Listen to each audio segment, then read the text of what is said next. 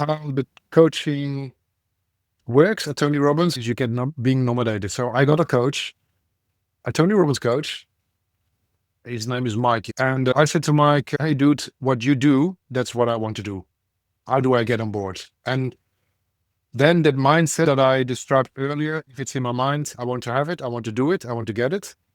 I got many rejections. You're not good enough. You're not ready yet. He said, you're not ready yet. I will prove I'm ready. So it took 2 years to get on board. And in those years, I did volunteering work, I connected and pushed through. But it has cost me a lot of money. But also, it has been an amazing investment afterwards. What do you still build on from today's perspective? If you made this investment, how does it still pay back to you? I'll make it as a coach, light the spark inside, empower every soul to turn the tide. I'll make it as a coach, help others grow, changing lives with every story I know. If we stop a random person in the street and ask them to describe a coach, would they think of a guy on a big stage performing in front of thousands of people? Or would they think of a person holding a safe space for one other human being? I'm Toby from Metafox, and with my today's guest on the making of a coach, I'm exploring both of these worlds. Roel Schaart, a Dutch guy living in Germany, trained in the US and about to move to Cyprus, has been a Tony Robbins coach for 10 years. And today he's a MCC, a Master Certified Coach with the ICF. We explore Roel's stories, both of these realms, and we compare Tony Robbins' NLP-driven approach with Roel's solution-focused coaching approach today. And if you make it to the end of the episode, Roel also has a small gift waiting. But first, let's get started as usual with Roel's typical coaching client. My typical client are entrepreneurs, business owners, C-level people, mostly, let's say, founders or in the second half of their entrepreneurship. And in different areas. I have a guy in Melbourne and he has a big farm. Top coaches in Tel Aviv. So it's really quite spread. The common thing is they are very successful. The more successful the clients are, the less I have to work. It's quite funny. So what it means is they want just some reflections. There's sometimes even provocative questions. They are very successful. And we come back later, the Wheel of Life from Tony Robbins. If you see those guys, they are very successful in career, finance, family, and it's just tweaking. So of course, I really love to work with these guys. Is oh my gosh, what is possible? So that's the common theme. Entrepreneurs, business owners, and they're very successful what they do. And it's just tweaking or accountability or, yes, I call myself sparring partner. Mm-hmm.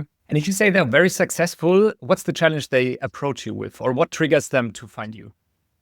It depends. So for example, one client, the guy in Melbourne, he has so many things. He's very good in executing, and he uses me as a sounding board to approach different projects.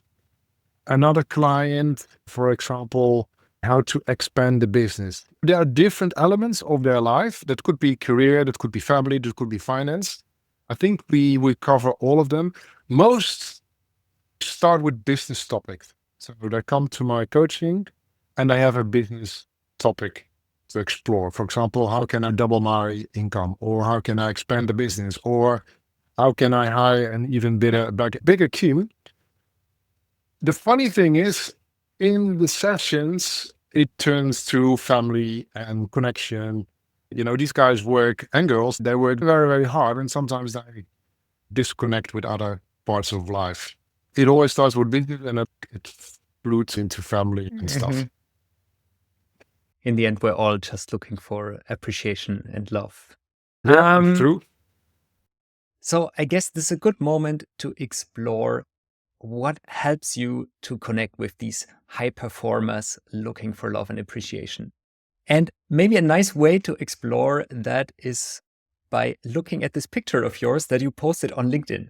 And it shows the younger Roel, very skinny and in somewhat of a contrast to the trained machine that sits in front of me today, in a suit.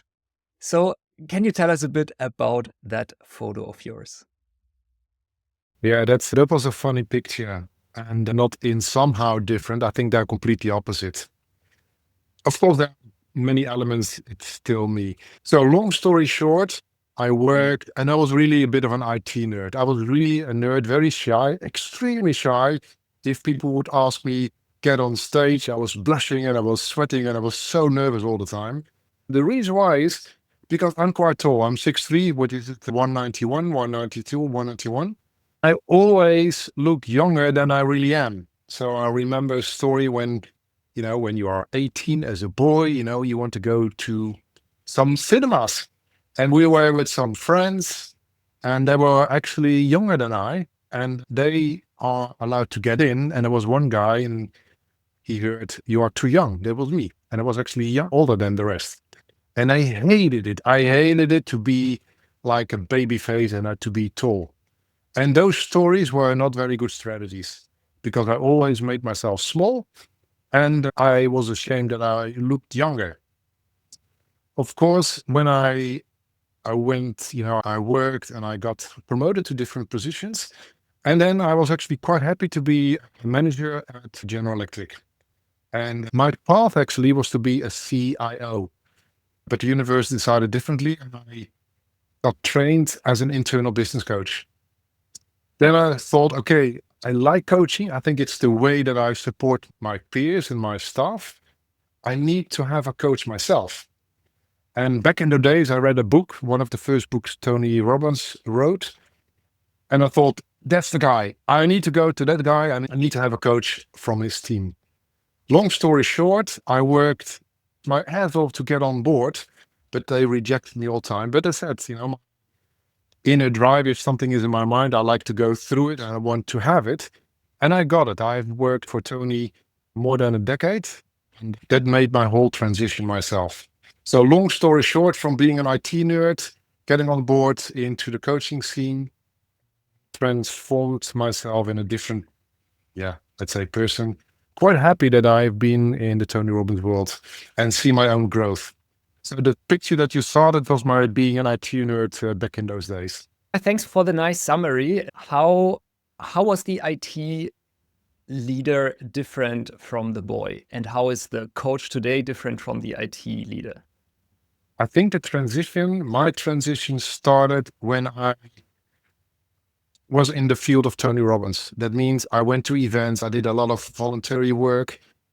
I learned quite a lot about myself, my fears, my stories. And I think at that time, the years before I became on board in the Tony Robbins team, those years transformed me as a person. Mm-hmm. And that still helps me to approach certain things, etc. So there are different phases. The first was, let's say, the IT nerd, the shy boy, become an internal coach, and then transforming myself in, being in the Tony Robbins world. And earlier you mentioned that your clients, I heard, often men, successful, and then when you get to meet them, discuss business challenges, it also often comes to family and more personal challenges. How does your own story help you relate to them? I think, and it's my own personal belief, that a coach, there's always a connection with the client. So for example, I do share certain things with my clients. I know there are coaches, they say, oh, this is a pure coaching relationship and I don't share anything. Perfectly fine. I believe that the business coaching relationship I have with my clients is so strong because sometimes I share my own stories. And the other thing is, I know it should not be, let's say, the case, but it is. I experience, when you are an example as a leader for the clients, it does help the coaching relationship. I'll give you an example. Let's say if the coach client brings a topic, oh, I have worked the last year so hard and I gained some weight. Coach, help me define the best way to send some kilos back into the universe. And imagine I would have 50K overweight. It's not congruent. That's how I see it. So again, there's no golden rule for this. I strongly believe that helps me to have a better bonding with my clients. And that's also the reason that I do crazy stuff like I've been with the Navy SEALs in San Diego 3 times. I do extreme sports, Spartan races, did a couple of marathons, so extreme things. One, I like to push myself, but also it helps me to build up my story. And again, there's no good or wrong, but that's how I see it. Yeah, it's interesting. When I prepared for today's conversation, I noticed that more than usual, you really make this point of, in a way, also in terms of physical shape and appearance, be that role model that maybe your clients want to be and come to you to become. Yes. Actually, it's one of the ethical guidelines now. ICF changed it. I need to be very careful not to bring across a feeling I am better. That is now in the new ICF ethical guidelines. And that's not my intention. My intention is to be a role model in a way, not to be better, and that things are possible. And so I push myself out my comfort zones in different areas. Now we are about to move to Cyprus. And people say, are you insane? You have a beautiful house. Everything is established. Yeah, maybe so. And then pushing myself, the things are possible. It helps me. I'm not sure. I'm not saying this is the right way, but it helps me. And it helps me to, Simon Sinek, leaders go first. And that is something that is very, very strong in me. I want to be also an example, but not to be better. Yeah. So be that role model who is still interacting on eye level, but who has walked this path in the past in a way, and therefore can also be in that sort of advisory role that possibly goes a bit beyond coaching. You earlier named it, call it a sparring partner. Yeah, not really advisory. Yes, I have my ICF MCC and clients say, by the way, you have been 20 years a leader. How would you do this? And of course, it is very easy to say, well, you may want to have a look at this. So in the coaching session, I really focus on helping the client to explore their own solutions rather than I give a couple of thoughts. If people insist, and that's also what I say to students when they get themselves certified, you will break rapport if you say, hey, Toby, I'm the coach and you know the answer, figure it out yourself. So there are ways to explore. The client is not disconnected, but you're not providing the solutions. So advisory in a coaching setting, always in a coaching setting. So it's not that I'm not a consultant. How do you stay in that coaching mind, even though you have that leadership experience in IT, you have done all these sports challenges, you have basically gone through the nutritional and example that you earlier mentioned. How do you stay in that coaching mindset? What I learned, solution-focused coaching is extremely powerful because I threw overboard all the tools and stuff. How it helps me is asking solution-focused questions. And it sounds so obvious, right? So I was on the track, I do racing on the track with my motorbike. Get out your comfort zone, it is another thing. And the instructor said, if you look in your mirrors, you cannot look in front of you. And I think it's so powerful. If you look at the problem, you cannot find the solution. Now, of course, that's more than that in solution-focused coaching.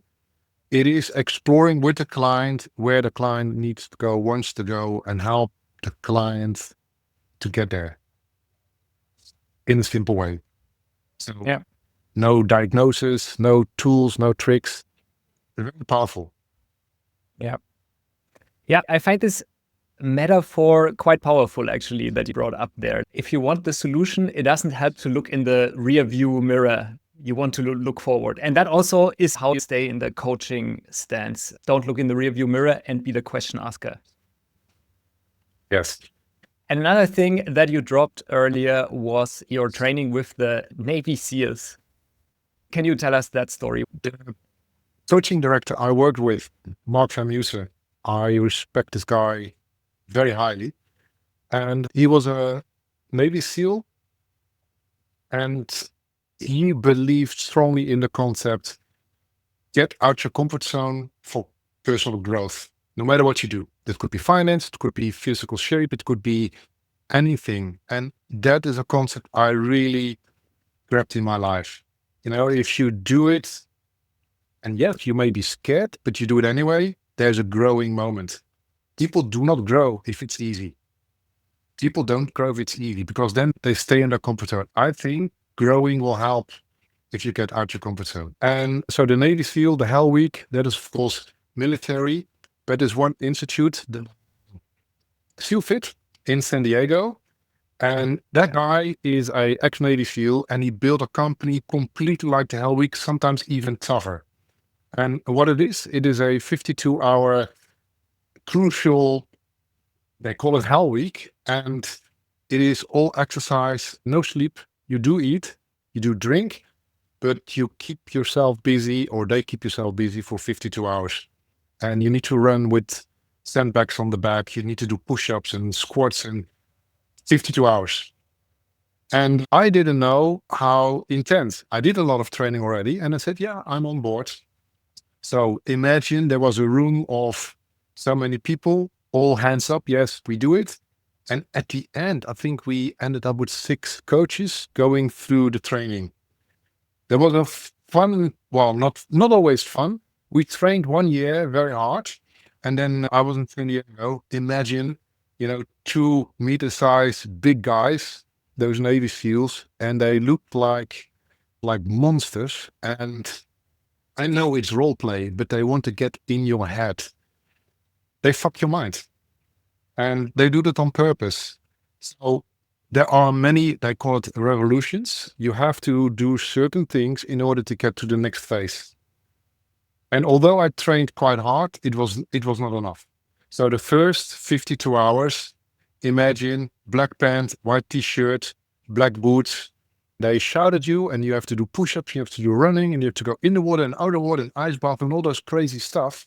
And then I came to the revolution. That's an exercise. It's called the MERV. And the MERV, what this means is you have 1.6 kilometer run with 20 pounds sandbag at the back. Then you do 100 pull-ups, 200 push-ups, 300 squats, and then you run again 1.6 kilometer, 1 mile. All the way with the bloody sandbag. Still have my scars on the back. And the time gap is 75 minutes, and I got to 90 minutes. So they say, Schaart, exit. And it happened twice. And there was a smaller one. It's a 12-hour exercise. It's called the 20X. And I did the full 13 hours. I'm quite happy and very proud for this. At the end, it's mindset. Physical shape is important. When I got kicked out, that's how I felt. I was crying because I thought I'm stupid. I'm not good enough. I can't do it. And all those fucking bullshit stories that came in my mind. And then the Navy SEAL coach, he exited me. He turned up extremely friendly, very supportive, and it was really, really a good mentor. He said, listen, there's only a handful of people every year going through this crucial Hell Week program, and you are one of them. And you're not 20 like the Marines. There are a lot of Marines and guys from the military service, but I was already, 50 or so. So he said, look at how you have been prepared, physical shape you changed, your endurance, your persistence. So a lot of learnings. And I think my most learning is, it may look like a loss. Yeah, you lost something, but at the end, it's a win.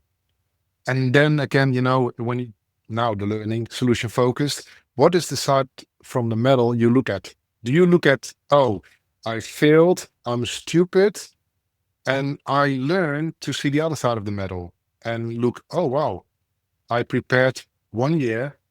I learned many, many things, and I'm proud to have been in the most extreme program in the United States. Mm-hmm. And you pushed your comfort zone. Basically, you sort of redefined what's yeah, big time. I remember one thing. and I prepared. So that was actually not really a problem. But imagine this. So, and still do every day cold shower. Why? If you do every day, you start with a little out your comfort zone. And I do also every day 100 push-ups. Why? Because it is that little out your comfort zone. And if you do one thing out your that's my belief. Again, that's not the rule. It helps me to do other things. And imagine this, there's an ice bath, full ice cubes. So it's freezing water. And they have a plastic bottle. They took out the bottom. And you have to put the opening in your mouth. And you lay down at your back. You look up. And you need to be in the water for 2-3 minutes. Now looking back, I think, my gosh, what did I do for things? Meditation, breathing techniques helps me to go through those things. And still do. Yeah. So you are also a practicing Wim Hof practitioner, you could say. Yeah, I do box breathing. That helps me to calm down, because things happen, right? It means I do inhale a couple of seconds, then keep my breath, then exhale, keep my breath, inhale. Sometimes I combine it with meditation. Meditation is a funny thing. This is soft. This is not working. And then I read an article that actually scientifically proven that the brain structure changes over time when you keep doing meditation, and it will calm you overall. I thought, okay, now I know. Now I need to do it. So it was proof of the pudding that it does help. Nice. So meditation and box breathing is what you just described. Breathing in, holding, breathing out. And what I hear is, it is a deliberate practice that you box in a certain slot of your day, but it's also something that then helps you in the middle of the mess of the day when the train is late or whatever. It helps you to... Yeah. And most of the times it works. So I'm quite good in going back, snap myself out of poor state. But again, it's not always working. Sometimes I'm really pissed or whatever, or afraid, or still human being. Still a human being. You mentioned it a couple of times now. You worked with Tony Robbins and his organization. How did you discover Tony Robbins, and what intrigued you to actually attend an event? When I became an internal coach more than 15 years ago, I was managing my team and leading my team, and I liked to know more about it. When I was a student, I read some books from Tony Robbins. I can't remember the names, but the first book was about physical shape and health and stuff. And I thought, oh, there's one coach, and I know this guy, Tony Robbins, he wrote a book. I think it was also, because now when you said it, when I was still really a student, so I was 17, 18, I still had those beliefs, oh, I'm too tall, I have a baby face, and I like to know more about it. So I went to a hot call walking event in Holland in the time. It was not Tony Robbins. And the reason I did all those events and learning is, what is the reason that I have those bullshit stories? Those two, being tall and having a baby face. And then into starting an internal coach in the IT company I worked for, General Electric, was also knowing myself. A lot of psychology students, I think 90%, the reason they study psychology, this is called the pupil effect, is because they want to learn about themselves. So that also was for me. I like to know more about myself. So it was very slowly learning about myself, getting internal coaching, and then stepping into the Tony world. And then the step into the Tony world, I guess you attended an event first as a participant, right? Yes, I think, was it a participant or being? Yes, I did 8 UPWs, Unleash Their Power Within. That's really a long time ago. And Tony, his business model is extremely smart. So he positioned being a crew member is something, very, very, very precious. You get on board, you be a volunteer. Well, if you get a volunteer, then you're so lucky. And I remember myself flying into London City Airport, paying my own ticket, paying my own hotel, paying my own time, just to be a volunteer and helping Tony. Yes. So a combination of being and being a participant, but also volunteering work. So joining the volunteering crew. And then eventually, because I imagine there's these huge events where Tony Robbins is sort of the speaker, maybe doing also demo coaching, intervention. But then there's also lots of group work that is then guided by individual coaches who facilitate smaller groups, right? And you were one of these coaches, if I got that right. Yes. The coaching works at Tony Robbins. So there's no coaching class. You sign up for a class and you become an internal Tony Robbins coach. How it works is you get being nominated. So I got a coach, a Tony Robbins coach. His name is Mike. I still remember him. And I said to Mike, hey, dude, what you do, that's what I want to do. How do I get on board? And then that mindset that I described earlier, if it's in my mind, I want to have it, I want to do it, I want to get it. I got many rejections. You're not good enough. You're not ready yet. He said, you're not ready yet. And I thought, what the fuck? I will prove I'm ready. So it took 2 years to get on board. And in those years, I did volunteering work. I connected and pushed through. That's actually what I wanted to see. I wanted to see, okay, do you really want it? And then I got on board and then the whole circus started. But it has cost me a lot of money. But also, it has been an amazing investment afterwards. What do you still build on from today's perspective? If you made this investment, how does it still pay back today? Many clients came back to me, entrepreneurs, business owners, C-level entrepreneurs. That's one. Two is how I approach things. So for example, we were in class, my class were I think 12 people, a lot of trainers, and they gave us a certain exercise. I had to read it and I had to do it. And so we were reading, but at the back of the paper was one sentence, don't do anything. So I was reading this, and then they came with water pistols and they shot at me. And I thought, what the fuck is going on? Why are they, shooting with water? And I think the learning is we are so programmed. We get an exercise, we read it, we do it. Instead of, hold on, what is going on? Ask yourself a question, why am I here? What is the surrounding? Maybe you look at the backside of the paper, is there anything else? So, and that happened a couple of times. So for another exercise was also funny. It was in the middle of the night, 11 p.m. And they said, okay, we will put you in the middle. This was around Las Vegas.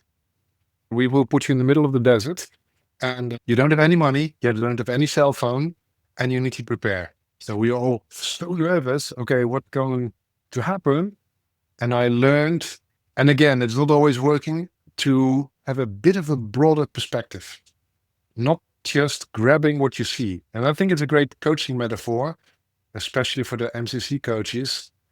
Don't grab what you hear the client is saying, because then you scratch at the surface. There is sometimes way more below the surface. I think that's what I learned. One of the first things I learned from Tony. It's interesting that you mentioned that detail because just this weekend, I watched the Tony Robbins movie on Netflix, I'm Not Your Guru. I think they accompany throughout that movie. It's basically the 1 week story of his program, Date with Destiny, which is like this huge event, 2,000 people in a big hall. And then Tony Robbins goes around and there is sort of these demo coachings or interventions that he does with certain people that he picks out of the audience. Where I had a bit of resistance watching that was these interventions in front of thousands of people, because it's like the furthest you can get away from that psychological safe space between a coach and a client. How did you use that back then in the Tony Robbins versus today? Yes. So interventions, there are, I acknowledge Tony, what he have done, what he is doing. And, sometimes it has nothing to do with coaching. I see many things happening and it's really, he can get away with it because he is doing it so many times, but it is not coaching. It's really, sometimes stepping over boundaries. That's my personal belief. And I respect the guy. He's very good in those details. And of course, the big, this whatever 7-foot guy, he is very heavy, he's very strong. Imagine that there are 10 people or 10,000 people watching. So there's an invention, there's a lot of pressure. So people want to change during the events. Yes, I like the inventions, and there are things that I see a bit skeptical. There's one, I think it is in a Netflix series or was it in one of the events that I was participating?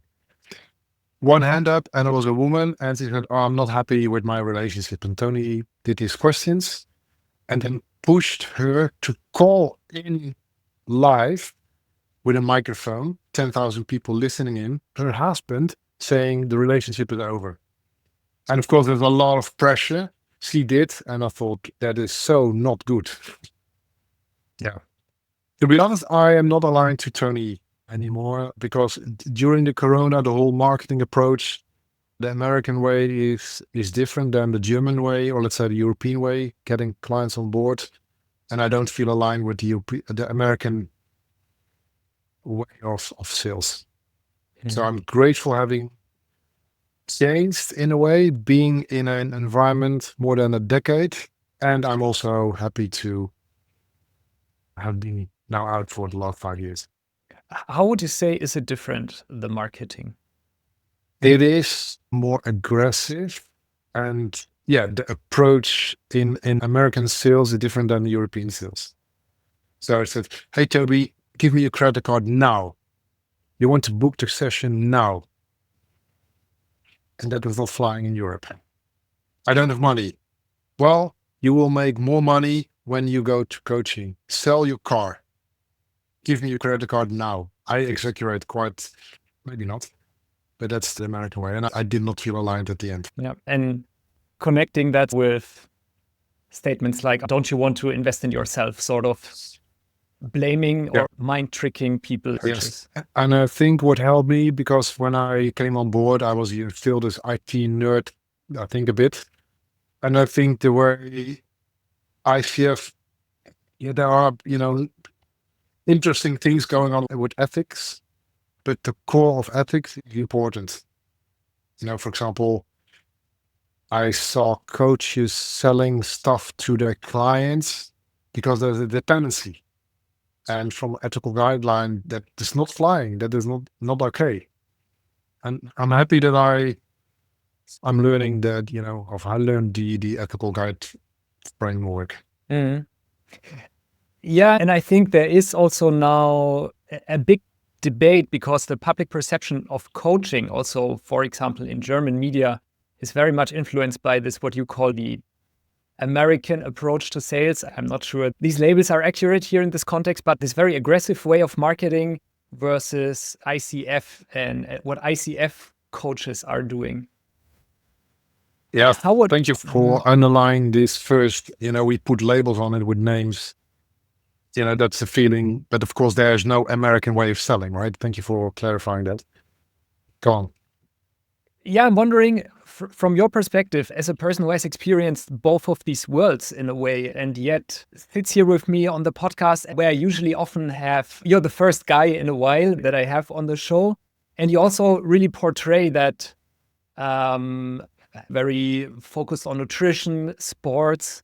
So you could very well be in that sort of, I make you rich quick sort of coach. So how do you look these two worlds of what does it mean to be a coach? There are so many coaches, and I think it's important for coaches helping clients to get to a coaching training program where you touch on different elements, because people share certain things in the session that they are not sharing with anyone else.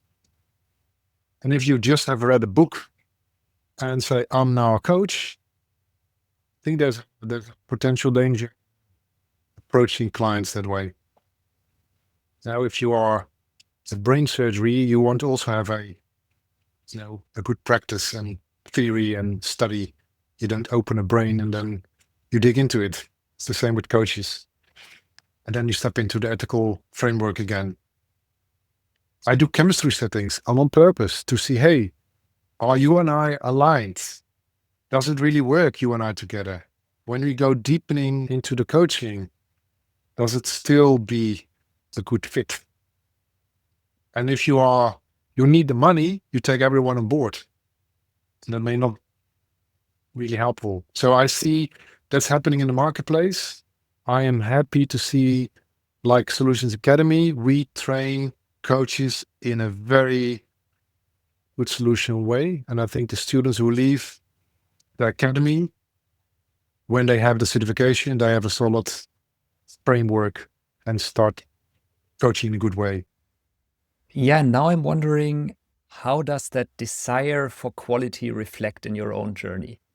After being a Tony Robbins coach, what made you decide to now also get trained with Solutions Academy and get ICF certified? So when I started being a coach, the coaching market was growing. And I thought, okay, as a coach, you need to have at least a certification. I think it was still in Tony Robbins. I thought, okay, ACC is very important. And I know Kirsten already quite a few years understood that certification is important. So I got support from the ACC, later on PCC, and then we were in a cohort together with some other future MCC coaches. So I was not MCC and 5 others still PCC. We were actually together exploring recordings, and that was a journey, years in time to get to my MCC coach. So that's how I know Kirsten. And of course, I've been member of the board for the German ICF in total 6 years, been vice president 2 years. That network is actually quite small, working in the German coaching scene. I know a lot of people. I know Kirsten. It was a great time. I'm still with her. I'm very grateful to be part in her team. I think her company is really unique. If you see worldwide coaching academies, the way that the academy approaches students is different than others. And it's really doing solution focused, really solution focused. So everything that you know about Steve DeShazer, his way of solution focused is embedded in the coaching academy. And that it makes coaching, for me, a lot of more fun now. So what drove you was also the desire to become more certified, to go through the ICF stages of ACC, PCC, MCC. These are the certification steps. And that also brought you into the ICF organization, where you also got involved on an organizational level again. Yeah. And the reason why, when I was about to get on board as a student in the Tony world, the previous director, he said, oh, you need to get your ICF certification, at least ACC. You need to do ICF work. So I was volunteering, and I thought, okay, then I'm not being asked for being a board member. Yeah, it makes all sense now. You know, it's all, let's say, the little piece of process. What I do is I meet every month with 2 amazing MCC coaches, and we supervise, we discuss, we learn the markers. I am always busy to discuss and explore with other MCC coaches. That's, for me, very helpful. I have a supervisor, a mentor, and a coach. The coach is to work with my own goals, a mentor to explore being even a better coach, and a supervisor case studies. Very, very important. You may want to underline, dear coaches, when you listen, get a supervisor to explore case studies. Keep learning, keep training, keep being in a supervising setting. I'm a supervisor myself. That is very important. So it doesn't end when you have a certification. I think it just started. You have a certification and then you start your journey. And of course, I've been, when I worked for Tony in the decades, I think now in total, my assistant counted the hours, I think I have 11,000 hours. All the team coaching and the coaching in these 15 years. Now I'm thinking, what the heck? How did I do this? Sometimes 12 sessions per day. But we learned really to get out of state coaching, 5 minutes break, but it's not sustainable. I was wearing down at the end. So how do we do it? Learning, keep practicing, align with other MCC coaches. And of course, I am very lucky to be in a wonderful setting with Kirsten and her team in Solution Academy to support other students to listen and say, oh, that's a great idea. So always when I teach, I learn. That's the beauty of what I do. Yeah, that's the practice part. Keep developing. At this point, let's get a bit more practical in observing the art of the Tony Robbins and also the solution-focused coaching. And one thing I noticed in what he's doing quite well is in these very brief coaching interventions, noticing what matters and where it's worthwhile going into. So I'm wondering, how do you do that? That's a great question. I think in my coaching, I focus more, who do you need to be? Who have you been? How does it feel when you, etc. So solution-focused questions on the who, that is, in my experience, more powerful than just the action. And I'll give you a reason why. Most people at the beginning of the year, they set new goals. I want to stop smoking. I want to stop drinking. I want to do more fitness. I want to, etc. And my observation is they start working on the goals the first 2 weeks of the year. In general, they're all writing down their goals. And the third week, 80% stops. And the fourth week, there's only a handful of people that keep working on their goals. And I think, why is that? It's not about the strategy, because now with AI and Google and all the other tools, you can find how to do it so easily. It's not about the how and the action. It's more, hey, what is my story? What is the story that I need to have? How does it feel? That's way more powerful. And that's more sustainable than just action. So I look at action, but more on the person itself. What's the motivation behind the action? What is what they actually want when they say, I want to become more fit? You know, they may look in the mirror and I think, what the fuck? You know, I have 50 kilo overweight and I see a picture when I was 20. I was a young dude. I like to get back in the feeling. But if people do not have a real reason for the change, and then you come back to the who, then people stop. If he looks at his belly and he thinks, I'm quite fine, there will not be, there's no change. He may get a push from his mates, hey, you know, lose some weight. He may do, but he comes back and stops. So the reason why people change is because they have benefit to change. If they don't have a benefit of that change, they keep doing what they do. Mm. And that benefit is often on a deeper level, on a sort of identity level. I want to become the person that I was when I was 20. For example, or unconscious. Sometimes there are underlying patterns that on an action level you may not catch. Nice. And if you compare these two worlds, you spent many years working with Tony Robbins on the one hand, now being much more embedded in this constructivist worldview, solution-focused coaching mindset of Solutions Academy. What would you say are the differences between those two approaches to coaching? When I was in the Tony Robbins world, a lot of tools and let's say systems, which I still like. A little sidestep. When I got my ACC, I was happy. I was a happy camper. Then I worked on my PCC and it was really tough because I was a Tony Robbins results focused coach with tools. And it didn't really land well in the whole ICF world.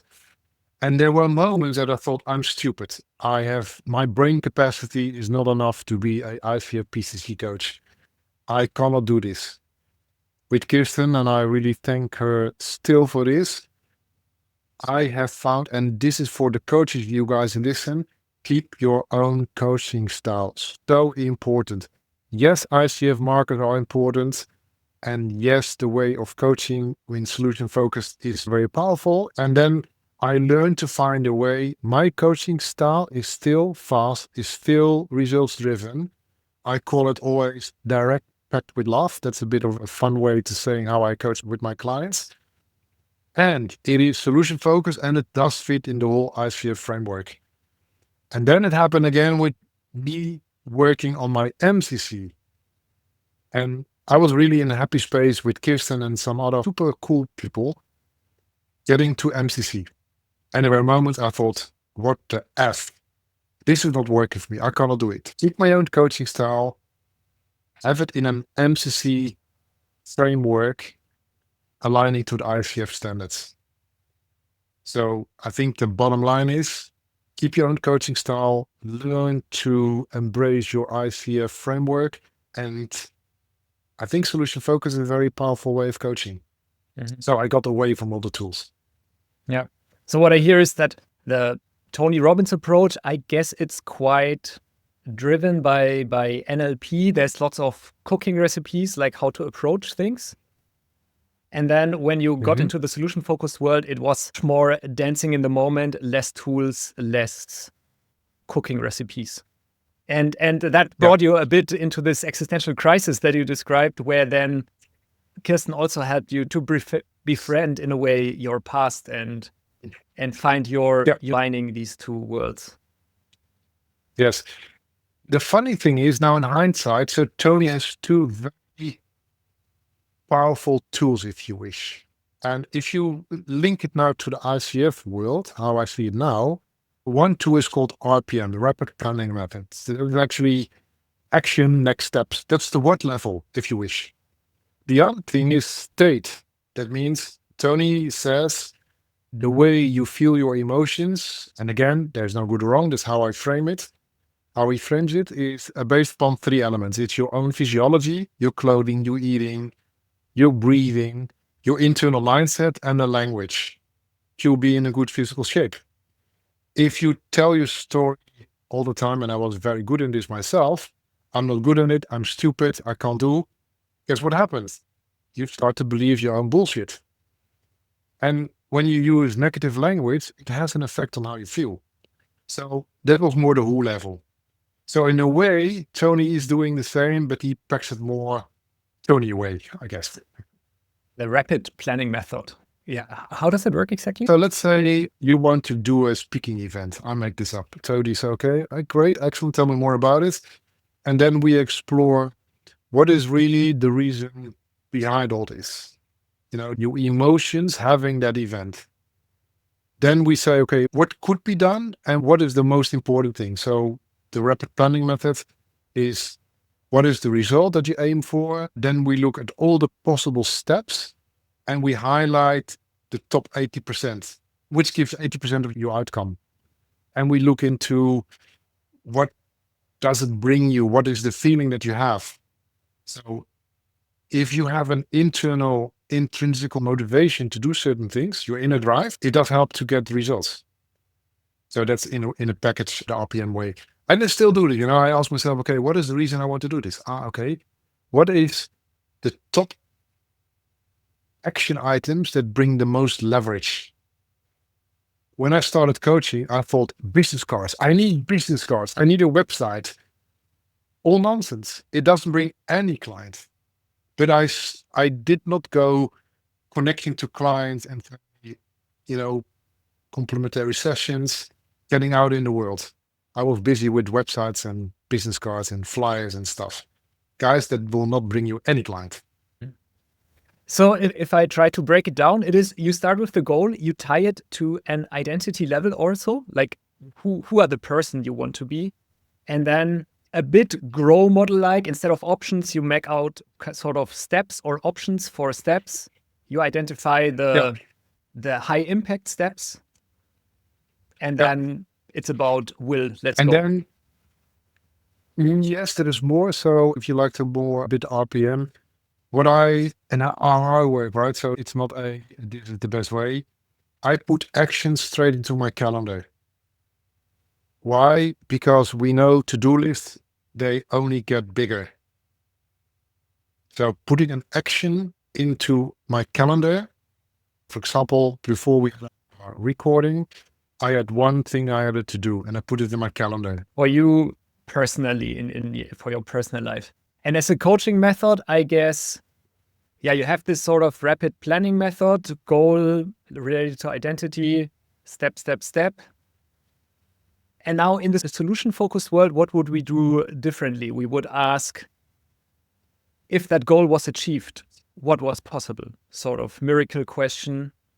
Or let's explore that same sort of challenge from the solution-focused approach. So I am very aligned to the ICF market. So I would say, hey, Toby, what would be your best hopes to get out of our session today? And then explore, what does it mean? Not only that you have a solution for the particular session for today, but how does it work for your future? And then questions like, okay, tell me more about it. How does it affect, all I'd say solution focused. And then my questions may lead, okay, what do you think is needed to go there on an action level? How have you do planning in the past? So I will not push a RPM method in your face.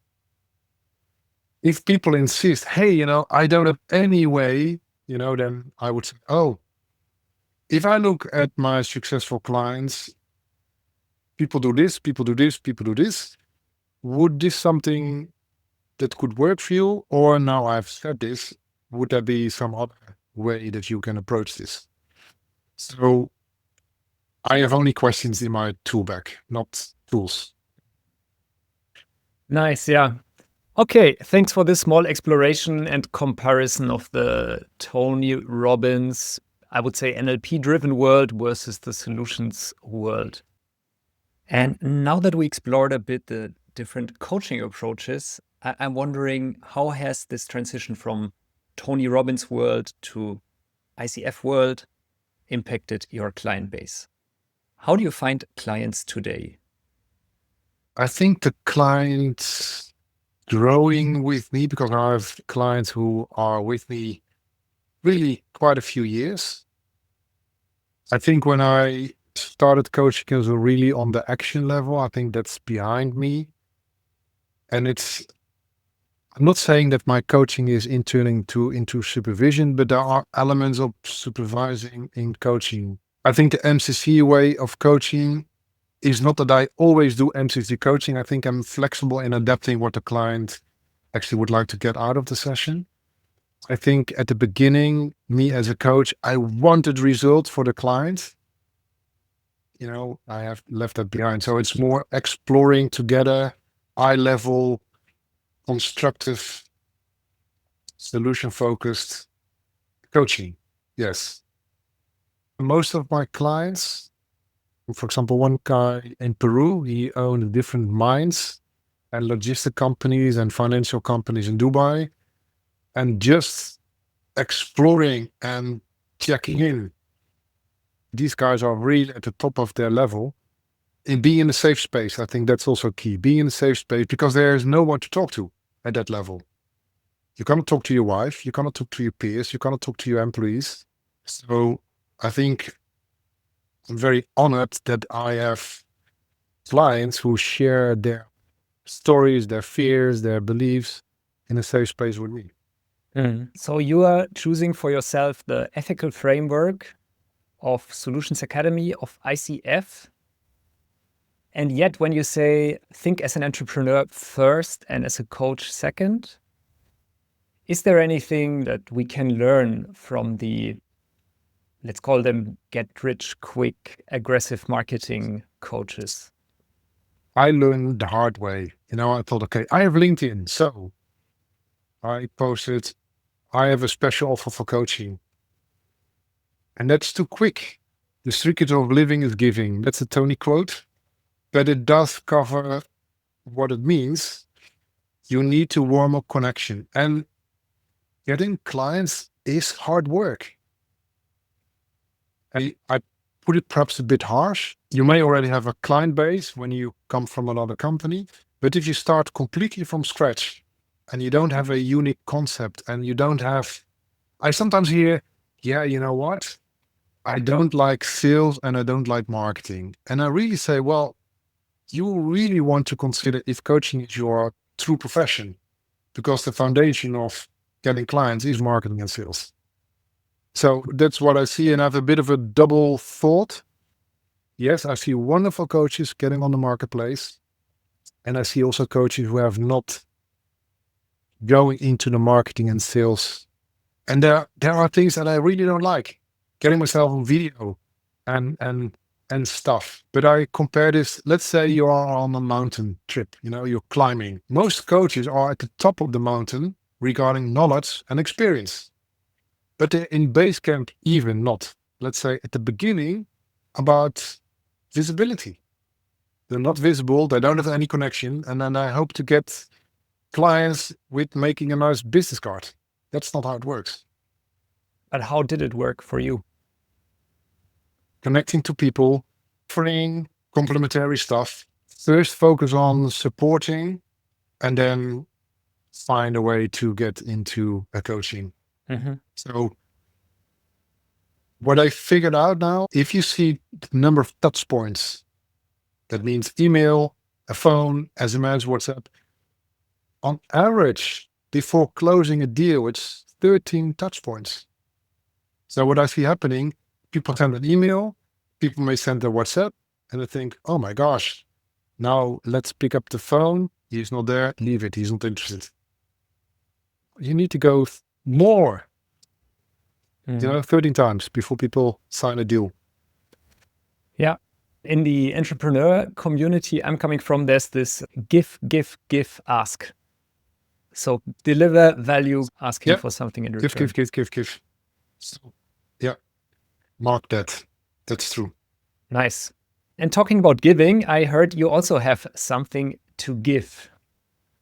What is that? Yes, I have. So I think it's a few years back. Anna Steppenhuis, she is an amazing ICF master coach, well connected in the ICF Germany world and with other amazing coaches, I think 12 in total. Anna was a project manager writing a book about quality. It's a German book, Qualitätssicherung in coaching. So quality insurance in coaching. And it's actually this book. It's really a great book. It talks about, quality insurance and Kirsten wrote a part and really top coaches did an amazing job in this book.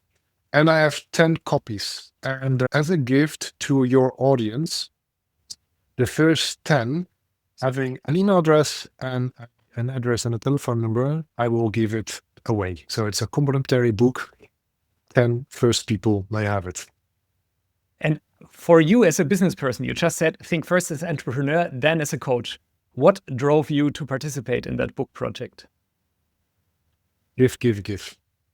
And then ask. Now, one thing that I like to underline, let's say coach trainers and mentors and MCC coaches, I'm very grateful in my own transition in the 10 years, Tony, in having received amazing support from MCC mentors and MCC coaches like Kirsten. Without those support elements, I was not able to do what I have done. And I think that's so important. And that's something that I like to give back. Give, ask. This is how we conclude today's episode. And as you heard, our gift for you might be the book Qualitätssicherung im Coaching, Quality Assurance in Coaching, that Roel has contributed to. So if you are a German speaker, or more importantly, a German reader who's listening to this in May 25, drop me an email to tobias@metafox.eu and we'll send you one of Roel's books entirely for free. If you're currently in your certification process for ICF, you can get Roel as your mentor. Find his contact in our show notes. After this gift, my ask is please leave us a rating on your favorite podcast app, share this episode with a friend, and tune in next week when we again meet Roel for a deep dive into his favorite tool, that is the DISC personality assessment. This has been The Making of a Coach. I'm Toby from Metafox. Until next week, all the best and bye-bye.